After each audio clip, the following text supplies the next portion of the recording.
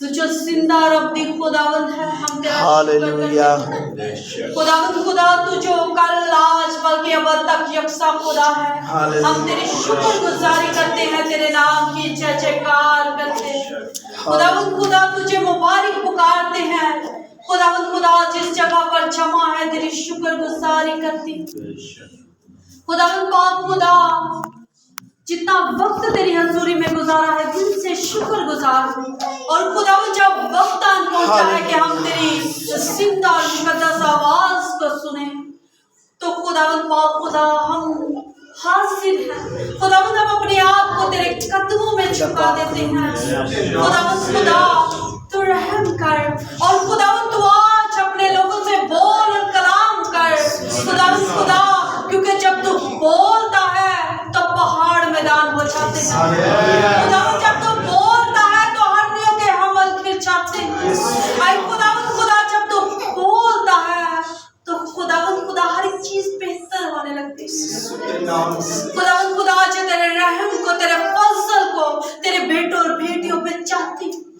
खुदावंद खुदा तू आज हमसे बोल, हमसे कलाम कर, क्योंकि हम सुनने। हालेलुया।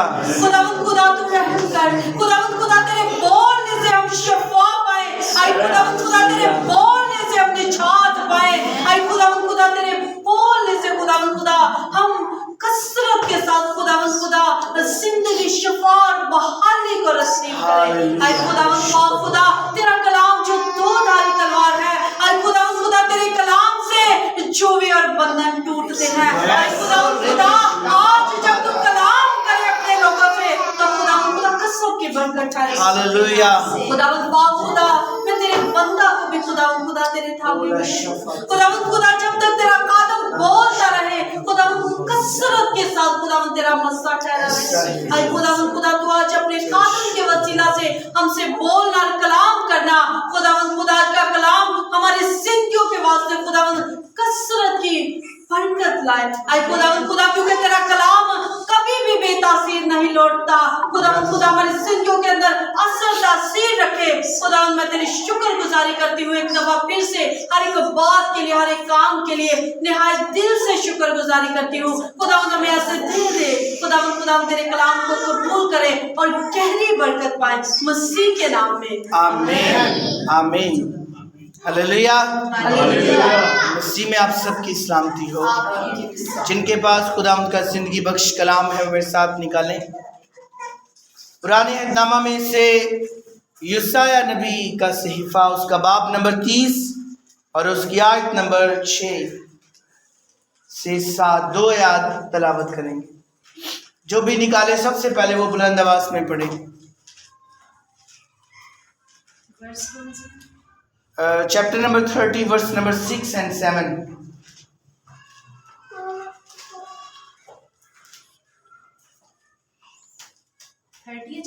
जी जी। पाक कलाम में जो लिखा है, जनूब के जानवरों की बाबत वारे नबूवत, दुख और मुसीबत की सरजमीन में जहां से नरो मादा, शेर बब्बर और अफी और उड़ने वाले आछी सांप आते हैं, वो अपनी दौलत गधों की पीठ पर और अपने खजाने ऊंटों के कोहान पर लाद कर उस कौम के पास ले जाते हैं जिससे उनको कुछ फायदा ना पहुंचेगा, क्योंकि मिस्रियों की कुम्मत बातिल और बेफायदा हो गई। इसी सबब से मैंने उसे रहब कहा जो सुस्त बैठी है। आमीन आमीन। तशरीफ रखें।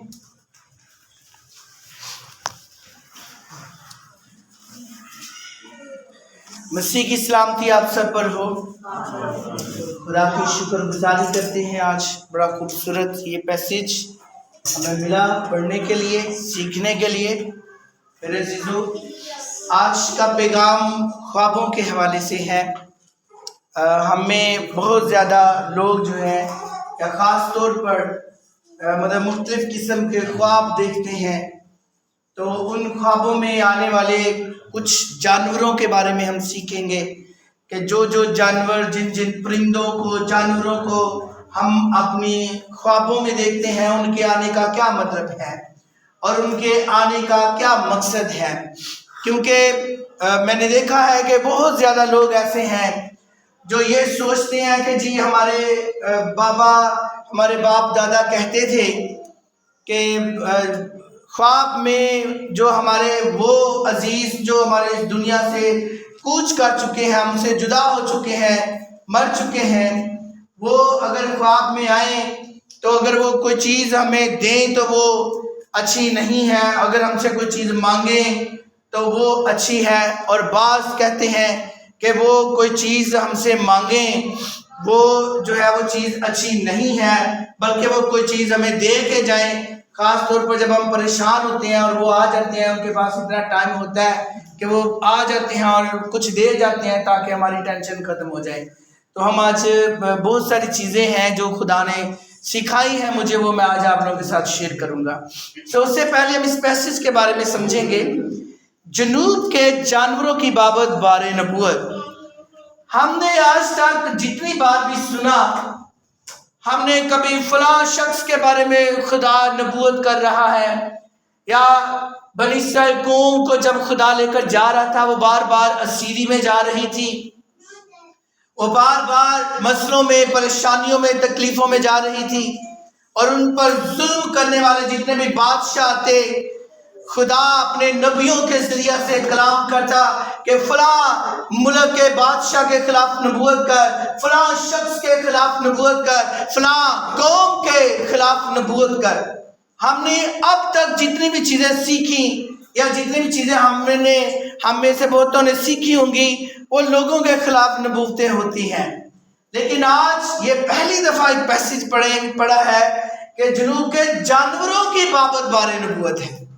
جانوروں کی بابت لکھا، دکھ اور مصیبت کی سرزمین میں جہاں سے نر و مادہ، شیر ببر اور افعی اور اڑنے والے آتشی سانپ۔ ایک بات سمجھ لیں، آتشی سانپ ہیں، آتشی سانپ اڑنے والے بھی ہیں، مطلب یہ کہ ان کے منہ سے آگ بھی نکلتی ہے اور وہ اڑتے بھی ہیں۔ ایسی بھی مخلوق اس دنیا میں موجود ہے، اور وہ اپنی دولت گدھوں کی پیٹھ پر اور اپنے خزانے اونٹوں کے کوہان پر لاد کر اس قوم کے پاس لے جاتے ہیں جس سے ان کو کچھ فائدہ نہ پہنچے گا۔ میرے عزیزو، یہ اس راہ کی بابت بات ہو رہی ہے جنوب کی طرف سے۔ یہ دراصل یہودیہ کا دوسری طرف جنوب کا ایریا ہے، جہاں پر یہ لوگ کیا کرتے تھے کہ مصر کے راستے بھی، جب مصر کے پاس بھی جاتے اور جانوروں کے اوپر اپنے ہدیے، نذرانے، خزانے لے کر جاتے تھے وہاں پر۔ اور اگر اس کی تھوڑی ایک اور ہم اس بات کو سمجھنے کے لیے اگر سلاطین کی دوسری کتاب پڑھیں تو اس کے چیپٹر میں ہم دیکھتے ہیں 17 باب کی آیت نمبر 4 میں کہ کلام مقدس میں لکھا کہ وہ کیا کرتے تھے کہ جو اپنے گدھوں پر لاد کر اپنے جو خزانے ہدیے تھے وہ سور کے بادشاہ کے پاس لے کر جاتے تھے۔ تو کلام مقدس کی اس آیت میں لکھا ہے، ہم دیکھیں گے، ذرا سلاطین کی کتاب میں ساتھ نکالیں، دوسرا سلاطین، خدا ان تیرا شکر ہو، میرے ساتھ نکالیے گا کلام مقدس میں سے سلاطین کی دوسری کتاب، اس کا باب نمبر 17 اور اس کی آیت نمبر 4 پڑھیں گے ہم۔ لکھا، اور شاہ اسور نے ہوشیے کی سازش معلوم کر لی۔ یہاں پر اب چونکہ اسور کا جو بادشاہ تھا وہ پوری دنیا پر حکومت کر رہا تھا، اور ہر ایک قوم سے، ہر ایک ملک سے وہ سال بہ سال ٹیکس لیتا تھا، اور جو بھی اسے ٹیکس نہیں دیتا تھا وہ اسے غلام بنا لیتا اور اس ملک پر حملہ کر کے ان کے لوگوں کو قید کر لیتا، ان کے شہروں کو آگ لگا دیتا تھا۔ تو کلام مقدس میں لکھا ہے کہ اور شاہ اسور نے ہوشیے کی سازش معلوم کر لی، کیونکہ اس نے شاہ مصر کے پاس ایلچی بھیجے اور شاہ اسور کو ہدیہ نہ دیا جیسا وہ سال بہ سال دیتا تھا، سو شاہ اسور نے اسے بند کر دیا اور قید خانہ میں اس کی بیڑیاں ڈال دی۔ کیا ہوتا ہے کہ وہ جو یہاں پر ہم پڑھتے ہیں یہ اسی راستے کی بات ہے۔ اس حوالے کو اس لیے پڑھا گیا کہ یہ اس راستے کی بات ہے کیونکہ وہ کیا کرتے تھے کہ جانوروں کے اوپر شاہ اسور کے لیے خزانے، ہدیے نذرانے اور جو سال کے بعد ٹیکس دینا ہوتا تھا وہ اس کے اوپر لاد کر وہ اسی راستے سے شاہ اسور کے پاس جاتے اور اس کو نذرانے دیتے تاکہ وہ ان کے ملک کی طرف حملہ نہ کرے، رخ نہ کرے اور نہ ان کے لوگوں کو قتل کرے اور نہ ان کے شہروں کو آگ لگائے۔ یہ بات بڑی تھی۔ خدا نے اپنے بندہ یوسیہ سے کہا کہ ان راستوں پر جانے والے ان جانوروں کے خلاف بارے نبوت کر، اور ان راستوں وہ دکھ کی سرزمین انہیں کہا گیا، اور وہ جو جانور ہیں ان جانوروں کا کیا مقصد ہے؟ میرے عزیزو، ابلیس جو ہے وہ بڑا شاطر ہے۔ ابلیس کیا کرتا ہے کہ ابلیس جو ہے وہ خواب کے راستے میں، خواب کے ذریعے سے وہ خدا کے لوگوں پر حملہ کرتا ہے۔ یہاں پر جتنے جانوروں کا ذکر کیا گیا ہے میں ان جانوروں کی خصلت کے بارے میں بتانا چاہتا ہوں۔ اب جتنے بھی جانور ہم اپنے جسمانی طور پر دیکھتے ہیں، بکری کو دیکھ لیا، مگرمچھ کو دیکھ لیا، سانپ کو دیکھ لیا، کتوں کو دیکھ لیا، اب یہ وہ جانور جن کو ہم اکثر بیشتر دیکھتے ہیں، چھپکلی کو دیکھ لیا، اس طرح سے چڑیا گھر میں چلے جائیں تو بندروں کو بھی دیکھتے ہیں۔ تو ایسے بہت زیادہ جانور ہیں اور بہت زیادہ ایسے لوگ بھی ہیں جن کو خواب میں ایسے ہی جانور آ کے کچھ ان کا سامنا بھی ہوتا ہے۔ تو ان کا مقصد کیا ہے ہم اس حوالے سے آج سیکھنے والے ہیں۔ تو جب بھی کوئی بھی خواب آئے تو خواب کے پیچھے کوئی نہ کوئی وجہ ضرور ہوتی ہے۔ یہ مت سمجھے کہ یہ محض ایک جسمانی طور پر خواب تھا، کیونکہ خواب مختلف قسموں کے ہوتے ہیں۔ آپ خواب میں پرانی بلڈنگز کو دیکھتے ہوں گے، بڑی نئی تازہ بلڈنگز کو دیکھتے ہوں گے۔ آپ خواب میں موسم کی حالات کو دیکھتے ہوں گے، جیسے بادل ہے، کچھ زیادہ گہرا بنا ہوا ہے، کچھ ہلکا ہے، کچھ سفید ہے، اس کا بھی کوئی نہ کوئی مقصد ہے۔ خواب میں آپ پھولوں کو دیکھتے ہوں گے مختلف کلرز کے، ان کا بھی کوئی مقصد ہے۔ خواب میں آپ کلرز کو دیکھتے ہوں گے مختلف کلرز میں، خواب میں آپ پتھروں کو دیکھتے ہوں گے، خواب میں آپ موتیوں کو، سونے کو دیکھتے ہوں گے۔ ایسے بے شمار خواب آتے ہیں۔ یہ خواب، ان میں کچھ خواب جو ہے وہ خدا کی طرف سے ہوتے ہیں۔ خدا ان خوابوں کے ذریعے سے کچھ نشان، کچھ پیغام ہمیں دے رہا ہوتا ہے، اور ابلیس جو ہوتا ہے وہ اسی ریسورس کا استعمال کر کے اسی روحانی عالم میں آ کے ان برکتوں کو جو ہمیں مل رہی ہوتی ہے اور ہمیں نہیں پتا ہوتا انہیں وہ ان سے چھین لیتا ہے۔ اور بہت زیادہ ایسے لوگ بھی ہیں جو باپ برکت ہوتے ہیں لیکن ان کو بھی خواب میں آ کر وہ ان چیزوں کو چھین لیتا ہے۔ آج میں چند جانوروں کے، پرندوں کے بارے میں آپ کو بتاؤں گا کہ اگر ہم میں سے کوئی بھی ایسا ہے جس کے خواب میں اگر اسی طرح کا کوئی بھی پرندہ یا جانور آئے تو آپ سمجھ جائیں کہ ابلیس آپ کے خلاف کیسا منصوبہ باندھ رہا ہے۔ ہلیلویہ۔ تو سب سے پہلے ہم سیکھیں گے بکری کے بارے میں۔ بکری ایک پالتو جانور ہے، ٹھیک ہے؟ اور بکری کی شکل میں جب بھی آپ کو خواب آئے اور خواب میں بکری آئے تو ابلیس کی یہ وہ تاثیر کام کرتی ہے، اڑیل پن کی، ہٹیلا پن کی تاثیر ہے۔ یہ ابلیس کی ایک شاطر تاثیر ہوتی ہے، اور یہ بکری کے روپ میں آ کے تو جس کے بھی خواب میں آئے اس پر یہ اثر انداز ہوتی ہے۔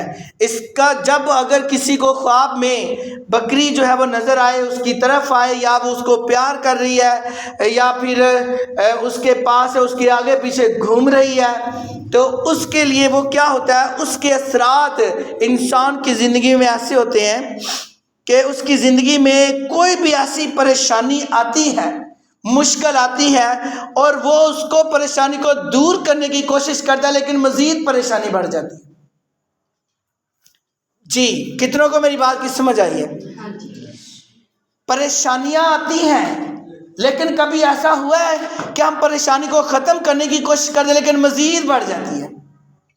اگر ایسا ہوتا ہے تو سمجھ جائیں کہ آپ کے پیچھے ایسی روح ہے جو بڑی ضدی سی ہے اور جان بوجھ کر رکاوٹیں ڈالتی ہے، کہ آپ کو پتہ چلنا چاہیے کہ ہم نے اب اس مشکل سے کیسے سامنا کرنا ہے اور اس سے کس طرح سے اس سے چھٹکارا پانا ہے۔ تو میرے عزیزو اس بات کو سمجھیے گا، یہ اپنے ہی ہاتھوں میں مشکلوں کو بڑھا دینے کے لیے آتی ہے یہ تاثیر، جس کے بھی زیر اثر، جو بھی اس کے زیر اثر ہوتا ہے، اس سے کیا ہوتا ہے، پریشانی ختم نہیں ہوتی، مزید اس سے ہی بڑھ جاتی ہے۔ کہ وہ انسان، ایسے بہت زیادہ لوگ ہیں جو کہتے ہیں پریشانی کو میں تو ختم کرنے کے چکر میں تھا، یہ مزید بڑھ گئی۔ تو اس بات کو سمجھیں، جس کی بھی زندگی میں ایسا ہوتا ہے، سمجھیں کہ وہ ہٹیلے پن کی تاثیر ہے جو اس کے پیچھے ہے، یہ اڑیل پن کی تاثیر ہوتی ہے۔ دوسرا ہے کتا، یہ ایک عام سا جانور ہے اور بہت سارے لوگ گھروں میں اس کو پالتے بھی ہیں، ٹھیک ہے۔ تو کتا جو ہے یہ سب سے پہلا کام، جو ویسے کتے کی شکل میں جادوگر بھی ہوتے ہیں اس کے پیچھے، گندی تصویریں بھی ہوتی ہیں اور بہت ساری چیزیں ہیں، سب سے زیادہ کتے کی شکل جو استعمال کرتا ہے وہ جادوگر کرتا ہے۔ کوئی بھی کسی کے خلاف علم کر رہا ہے تو وہ کتے کی شکل میں، ایسے کتا، وہ بڑا بھیانک سا کتا اس کے خواب میں آئے گا اور وہ بار بار اس کو دکھائی دے گا، اس کو کھلی آنکھوں سے بھی دکھائی دے گا، وہ سمجھ جائیں کہ اس کے پیچھے جو ہے وہ کوئی پڑھائی کر رہا ہے، تو وہ سمجھ جائیں کہ وہ زندہ جادوگر ہے اس کے پیچھے۔ یہ سب سے پہلا کام جو اس کا ہے وہ گمراہی کی تصویر ہے۔ جس کو بھی بار بار خواب میں کتا ملے گا، سمجھے گا اس کی سوچ ایک جگہ پر نہیں رہے گی، اس کی سوچ بھٹکتی رہے گی، کبھی ادھر کبھی ادھر، وہ ادھر کا سوچے گا، وہ بار بار دھیان ادھر چلا جائے گا، وہ عبادت میں بھی ہوگا، ادھر کا دھیان ادھر چلا جائے گا، وہ سوچے کہیں اور چل جائے، یعنی اس کا فوکس نہیں ہوگا، ایک کام پر، ایک چیز پر وہ دھیان نہیں دے پائے گا۔ اس کے علاوہ میرے عزیزو ایسی ایک تاثیر بھی ہے، کیونکہ جادوگر کوئی بھی ہے، یہ بات اپنے ذہنوں میں بٹھا دے، جادوگر کوئی بھی ہے، اس کا سب سے پہلا کام یہ ہوتا ہے کہ وہ بدی کرے، جنسی بدی کرے، جس کو زناکاری بولتے ہیں۔ وہ خواب میں ایسے گندے خواب بھی آتے ہیں، تو جب بھی اس طرح کے معاملات ہوتے ہیں، سمجھ جائیں کہ اس کے پیچھے جو ہے یہ اس کی وجوہات ہیں۔ تو بعض اوقات ہم میں ایسے بہت سارے بیٹے، بہت ساری بیٹیاں ایسی ہیں جن کے خواب میں ایسی ان کے ساتھ اس طرح کے معاملات ہوتے ہیں، لیکن وہ شرم کے مارے بتا نہیں پاتے۔ لیکن آپ کو پتہ ہونا چاہیے کہ جس کسی کے ساتھ بھی ایسے معاملات ہوتے ہیں، وہ یہ سمجھے کہ وہ اس تصویر کے بڑے زیر اثر ہیں اور یہ بہت خطرناک ہے، کیونکہ اس طرح سے آہستہ آہستہ وہ تصویر ان کے پورے بدن پر قبضہ کر لیتی ہے۔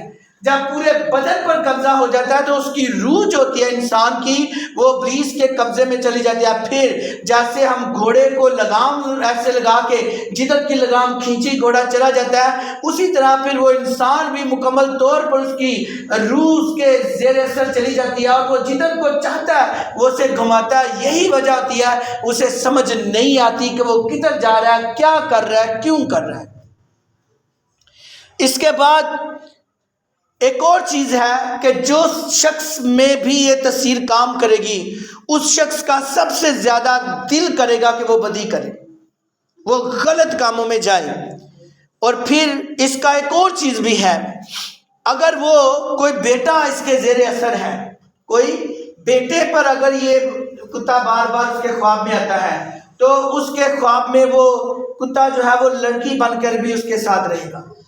اگر کسی بیٹی پر بیٹی زیر اثر ہے تو اس کے خواب میں وہ لڑکا بن کر بار بار اس کے، پہلے کتے کی شکل میں آئے گا، پھر ایک آدمی کی شکل میں رہ کر اس کے ساتھ بدی کرے گا۔ تو ان دونوں صورتوں میں یہ بہت خطرناک ہے، اور جب بھی آپ کو پتہ چلے تو آپ کو کیا کرنا ہے، اس سے لڑنے کے لیے یسوع کا خون ہے جو آپ کے بدن میں ہونا چاہیے، کیونکہ یسوع کا خون پاک کرتا ہے، اور جب وہ ہمارے بدن میں رہے گا تو ہمارا بدن پاکیزگی سے بھرا رہے گا، تو پھر کوئی بھی ایسی تاثیر ہم پر حملہ نہیں کر سکتی، چاہے جسمانی عالم میں چاہے روحانی عالم میں۔ ہاللیلویا، ہاللیلویا۔ اس کے بعد میرے عزیزو دیکھتے ہیں چوہا زمین کے اندر رہتا ہے بل بنا کے، اور وہ اس کا کام کیا ہے، چیزوں کو کترنا۔ کیا کام ہے اس کا؟ ابلیس اس کی خصلت کو استعمال کرتا ہے، جس طرح باغ عدن میں اس نے سانپ کی خصلت کو استعمال کیا۔ سانپ چلاک ہے، تو اس نے اس کی چلاکی کو استعمال کیا. جو لوگ بہت زیادہ ہوشیار بندے ہیں ابلیس ان کی ہوشیاری کو استعمال کرتا ہے. ٹھیک ہے. تو چوہا جو ہے میرے عزیزو سب سے بڑی غربت کی لعنت ہے. یہ جس کے خواب میں چوہے آئے سمجھے کہ انہوں نے جو ان کی مالی برکت کی تھیلی ہے اس کو چوہا کتر رہا ہے. اور اگر تھیلی کو سوراخ ہو جائے تو کیا مال اس کے تھیلی میں رہے گا؟ پیسہ اس کی تھیلی میں رہے گا؟ نہیں. اس کی تھیلی میں سوراخ ہو جائے. کیوں؟ چوہا کتر رہا ہے. اور چوہا نہیں ہوتا، وہ ابلیس کی وہ تصویر ہے جو غربت کی تصویر ہے. اور اگر کسی کو خواب میں چوہا نظر آئے تو آپ یسوع مسیح ناصری کے نام میں غربت کی لعنت کو ڈانٹیں. کیوں؟ کیونکہ پچھلے دنوں میں ہم نے پوری کلیسیا کے لیے مالی برکت کی دعائیں کی ہیں. کیوں؟ کیونکہ ہمیں نظر آیا کہ چوہے لگے ہوئے ہیں. ان کے گھرانوں کو چوہے جو ہے نا ان کے گھروں میں چوہے نظر آ رہے ہیں. کیوں نظر آ رہے ہیں؟ کیونکہ وہ حالات بہت زیادہ سخت چل رہے ہیں. اس لیے چل رہے ہیں کہ پیسہ آ رہا ہے گھر میں. یہ نہیں کہ پیسے کمائے نہیں جا رہے، یہ نہیں کہ پیسہ گھر میں آ نہیں رہا، سب کچھ آ رہا ہے لیکن سمجھ نہیں آ رہی جا کہاں رہا ہے. کتنے میری بات کو سمجھ رہے ہیں؟ یہ سمجھ نہیں آتی کہ جا. وہ بھائی کیوں سمجھ آئے گی؟ کیونکہ نیچے سے ابلیس کام کر گیا، کتر گیا، تھیلی تو خالی ہوگی. سو اس بات کو سمجھیے گا، یہ غربت کی تصویر ہے جو اس کے پیچھے دیا، بد نصیبی کی تصویر ہے. اور اس کا خاص کام اس کا مالی برکت کے خلاف ہونا ہے. اس کا خاص کام ہے کہ آپ بھوکے ہو جائیں، آپ کو کچھ ملے نہ. اور جب آپ کو کچھ ملے نہ تو آپ ابلیس کے بتائے ہوئے راستوں پر جائیں محض دولت کے لیے. کتنے لوگ ہیں جو وظیفوں پر، جو چلوں پر ایسے کرتے ہیں، دم کرواتے ہیں. کیوں کرواتے ہیں؟ اسی لیے کہ ان سے کیا ہو جی، ان کے گھر میں رونق آئے، پیسہ آئے. کسی بھی دکان میں چلے جائیں وہاں پہ لکھے ہوتے جی لوہے قرآنیہ جی یہ وظیفہ کریں، غیب سے علم، غیب سے دولت آنی شروع ہو جائے، غیب سے اور رزق آنا شروع ہو جائے گا. بھائی رزق دینے والا نیلی چھتری والا ہے، آپ کے 1000 دفعہ پڑھنے سے نہیں آئے گا. کیوں؟ کیونکہ اس طرح کے کاموں سے ابلیس کو موقع ملتا ہے. اور ابلیس پہلے ان حالات کو مشکل کرتا ہے اور پھر ان سوچوں کو تبدیل کرتا ہے اور پھر لگام کھینچتا ہے، بھائی ادھر نہیں ادھر جانا ہے. اور اس اثناء میں ہمارے لوگ بیچارے، خدا کے کلام میں لکھا ہے میرے لوگ عدم معرفت کی وجہ سے ہلاک ہوئے، کہ وہ بیچارے ان کو سمجھ نہیں ہوتی کہاں جانا ہے، وہ ان راستوں پر چلے جاتے ہیں. سو ان چیزوں کو سمجھنا بہت ضروری ہے. اور اس جو بھی چوہے کی تصویر، چوہے کی شکل میں تصویر آئے، اس کا ایک اور بھی سب سے بڑا کام ہے، اور وہ یہ ہے کہ آپ بچنے کی، آپ خوشحال ہونے کی بھرپور کوشش کریں گے اور یہ آپ کی کوشش کو ناکام کر دیں گے. ایسا کتنی دفعہ ہوا کہ ہم نے جابز کے لیے، بڑی اچھی جاب تھی میرے ہاتھ میں تھی، پتہ نہیں کیا ہوا بس سائن نہیں ہونے تھے. کتنی دفعہ ایسا ہوا، ہمیں سمجھ نہیں آتی، بس بالکل اینڈ ٹائم پر کام ہونے والا ہوتا ہے اور وہ کوشش ناکام ہو جاتی ہے. سو آپ لوگوں کو کتنوں کو سمجھ آ رہی ہے؟ بھائی بولنا ہے اگر سمجھ آ رہی ہے. سمجھ آ رہی ہے؟ آپ بولیں گے اگر آپ کو سمجھ، بولیں گے ہاں جی مجھے سمجھ آ رہی ہے. آپ نے کسی کے بارے میں نہیں کہنا، اپنے بارے میں کہنا آپ کو سمجھ آ رہی ہے جی. جے مسیح کی. آگے جی ہم دیکھیں گے کچھ ایسے بھی کیسز دیکھے گئے ہیں جن کو خواب میں گائے نظر آتی ہیں. اب گائے کا کیا معاملات ہو سکتے ہیں جی؟ گائے کا کام کیا ہے؟ گائے کیا کرتی ہے؟ ابھی پتہ چل جائے گا. ہمارا بیک گراؤنڈ بھائی گاؤں سے ہے، مویشیوں کے ساتھ بڑا وقت گزرا جی.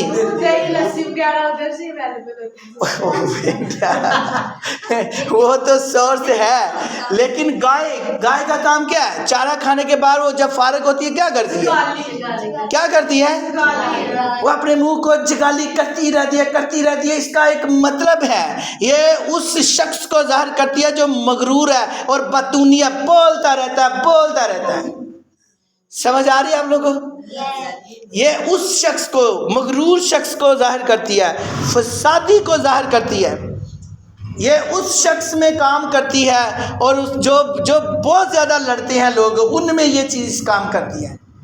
बात बात पे लड़ाई करना या फिर दूसरों की लड़ाई करवा के फिर खुश होना, ठीक हो गया भाई, अच्छा आ गया। समझे कि उस शख्स के अंदर गाय नहीं, गाय की शक्ल में तस्वीर है गाय की शक्ल में वो तस्वीर होती है, ठीक है। और इसका बेटा सबसे बड़ा काम क्या है? दुनिया को गुमराह रखना, मतलब दूसरों को उनका ध्यान बटा के रखना, खुद साइड पे हो जाना, ऐसे तीली लगा के साइड पे खड़े हो जाना। अब तमाशा देखना क्या करना। ऐसे कितने लोग हैं, कितने ज्यादा ऐसे लोग हैं। आप लोगों को समझ आ रही है? ओके, ये बदी की तस्वीर भी है क्योंकि इसके काम ही बुरे हैं। सो अब तक के हमने कितने सीखे हैं जी? बकरी के बारे में सीखा, कुत्ते के बारे में सीखा, चूहे के बारे में और गाय के बारे में। अब मुझे एक बात बताएं, हम ऐसे कितने हैं जिनको घरों में परिंदे पालने का बड़ा शौक है? जैसे मियाँ मिट्ठू, चूरी लाऊं, ये करूं, वो करूं, चिड़िया और चाइनीज चिड़िए और तोते ले आए, ऐसे होता है ना, वो अच्छे लगते हैं। तो बेटा उस परिंदों के जो पालतू परिंदे रखे जाते हैं उनकी बाबत सुने। ये हदबंदी की रूह है। कौन सी रूह है? क्योंकि परिंदे दुआ करके अपनी जान इब्लीस से नहीं छुड़वाएंगे, तस्वीरों से, बदरुओं से अपनी जान नहीं छुड़ा सकते। वो नहीं हमारी तरह गैर जुबानों में प्रेयर करेंगे,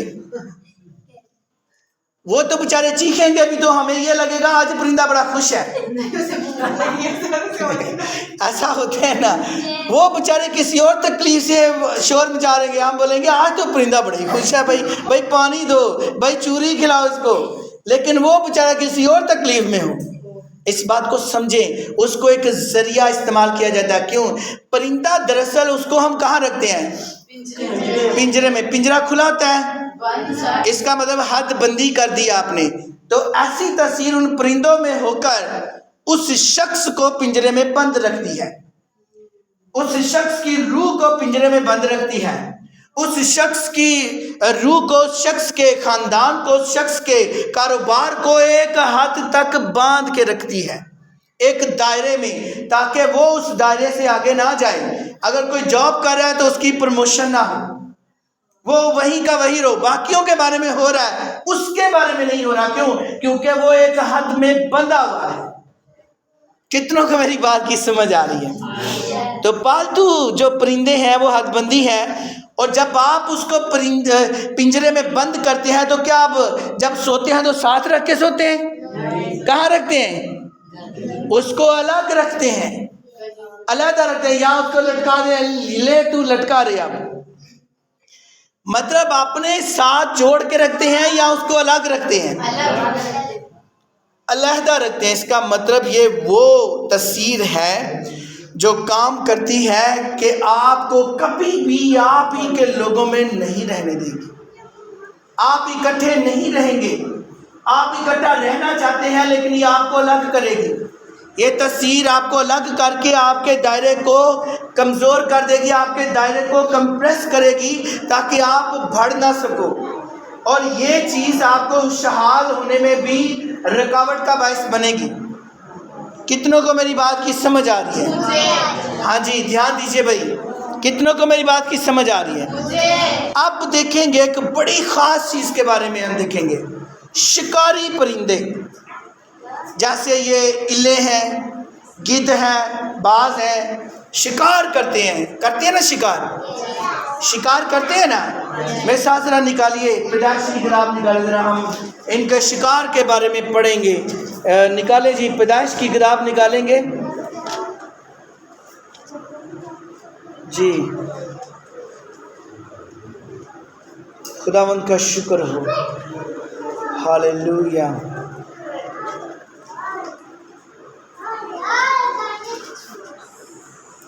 जी, उसका बाब नंबर 15 और उसकी आयत नंबर 8 से निकालेंगे हम। खुदा बुजुर्ग इब्राहिम को आने वाली नस्ल जो है उसके लिए कुर्बानी करने को कहता है। दरअसल ये कुर्बानी जो खुदा बुजुर्ग इब्राहिम को कहता है कि तू कुर्बानी दे, ये कुर्बानी आने वाली नस्ल ख़ास तौर पर बनी इस्राएल कौम के लिए थी। अब ज़रा सोचिए, उन पर आने वाली मुसीबतों को हटाने के लिए ये कुर्बानी थी, और इस कुर्बानी को करने के लिए कितनी मुश्किलें पेश आई। सुनिए, कलाम में लिखा है 8वीं आयत, और उसने कहा, ऐ खुदावंद खुदा, मैं क्यों कर जानूं कि मैं उसका वारिस होऊंगा। उसने उसे कहा, मेरे लिए 3 वर्ष की एक बछिया और 3 वर्ष की एक बकरी और 3 वर्ष का एक मेंढा और एक कुमरी और एक कबूतर का बच्चा ले। उसने उन सबों को लिया और उनको बीच से 2 टुकड़े किया और हर टुकड़े को उसके साथ के दूसरे टुकड़े के मुकाबले रखा, मगर परिंदों के टुकड़े ना किए। तब शिकारी परिंदे उन टुकड़ों पर झपटने लगे, पर इब्राहिम उनको हनकाता रहा। आमीन। अब आप लोगों ने इस हवाले को बड़ी दफ़ा पढ़ा होगा। अब शिकारी परिंदे कुर्बानी के ऊपर झपटे हैं, ताकि वो कुर्बानी जो खुदा के ज़रिए में पेश की जा रही है, वो कुर्बानी के पीछे बहुत बड़ा मकसद था। उस कुर्बानी को ज़ाया कर दिया जाए, ख़राब कर दिया जाए। शिकारी परिंदे दरअसल लुटेरे होते हैं जो बरकत के ख़िलाफ़ होते हैं। इनका काम होता है कि ये उधर आए, जो ऐसी इब्लीस की तस्वीरें हैं जो शिकारी परिंदों के रूप में और रूहानी आलम में आती हैं, और ये क्या करती हैं कि देखती हैं कि कौन कौन सा बंदा ब्लेस्ड है, तो ये उसकी बरकत के पीछे बढ़ जाती हैं और उसकी बरकत को ऐसे छीन लेती हैं और उड़ा के ले जाती हैं। और लोग कहते हैं, यार हम बाबरकत हैं, पता नहीं दुआएं करते हैं, मसला नहीं है। प्रेयर तो हम भी बड़ी करते हैं, रोज़े तो हम भी रखते हैं, लेकिन पता नहीं क्या फिर भी परेशानी हमारी ख़त्म नहीं हो रही थी। क्यों? क्योंकि दुआ का असर नहीं हो रहा होता, दुआ में असर ख़त्म हो जाता है। क्यों? क्योंकि हमें पता ही नहीं चलता, और वो बरकत जो है ना, वो हमसे अलग हो जाती है। इस बात को समझें, शिकारी परिंदे लुटेरे हैं, बरकत पर हमला करके रूहानी कुव्वत को ख़त्म कर देते हैं। जो लोग इब्लीस की तस्वीरों के ज़ेर असर होते हैं, वो अपनी आँखों से असर छोड़ रहे होते हैं, और जो भी बहुत ज़्यादा कुछ लोगों को जब वो दुआएं करते हैं तो वो बहुत ज़्यादा उन पर वक्त लग जाता है, इसलिए कि जब वो आंखें खोल के, आंखों में आंखें डाल के उस विक्टिम को देख रहे होते हैं, जिस बेटे या बेटी में तस्वीर हाजिरी हुई होती है उसको देख रहे होते हैं, वो अपनी आंखों से अक्स छोड़ रहा होता है, और आंखों के ज़रिए से अगले बंदे रूहानी ताकत जो है, दुआ का सारा असर पहले ही खींच लेता है। इसलिए वो दुआएं पर दुआएं करता रहता है, उसका असर नहीं उस पर होता, और वो फिर आगे से हंसता है। कितनों को मेरी बात की समझ आई है? हालेलुया। मेरे चीज़ों, खुदा आज मुझे और आपको सिखा रहा है हमारे दुश्मन के बारे में। समझिए इस बात को, ये जो लुटेरे शिकारी परिंदे हैं, ये सिर्फ लूटते ही नहीं है, खाते भी हैं। इसका मतलब ये मौत की तस्वीर भी इनके रूप में आती है, पताल की तस्वीर जो रूह को खींच के ले जाती है। और इसको अगर आप कब्रिस्तान की रूह कहें तो वो भी गलत नहीं होगा, क्योंकि कब्रिस्तान में भी मुर्दे ही जाते हैं, मतलब दफन जिनको करते हैं उनकी बात कर रहे हैं। तो इसलिए मैं चाहता हूँ कि इन चीज़ों को समझा जाए। Hallelujah, hallelujah. मेरे चीज़ों, खुदावंद आप सबको आज के कलाम के वसीला से बहुत ज़्यादा बरकत दे, और दुश्मन की इन चलाकियों और मकारियों से हमें हमेशा खुदा आगाह करता रहे, हमें हिकमत बख्शे, अक्ल और दनाई बख्शे, ताकि हम दुश्मन इब्लीस के ये तमाम नापाक मंसूबों को जान पाएँ और फिर उसके मुताबिक हम उससे मुकाबला करें। क्योंकि उसने कहा कि बस इब्लीस का डट कर मुकाबला करो तो वो तुमसे, इसका मतलब हमें सिर्फ डट कर खड़े होने की ज़रूरत है, और इब्लीस हमारा कुछ नहीं बिगाड़ पाएगा। पाक कलाम के पढ़े और सुने कबूल किए जाने पर जिंदा खुदा की बरकत, उसका फजल, उसका कलाम हम सब की ज़िंदगी में आपसे अब तक ठहरा रहे। आमीन। खुदा का शुक्र।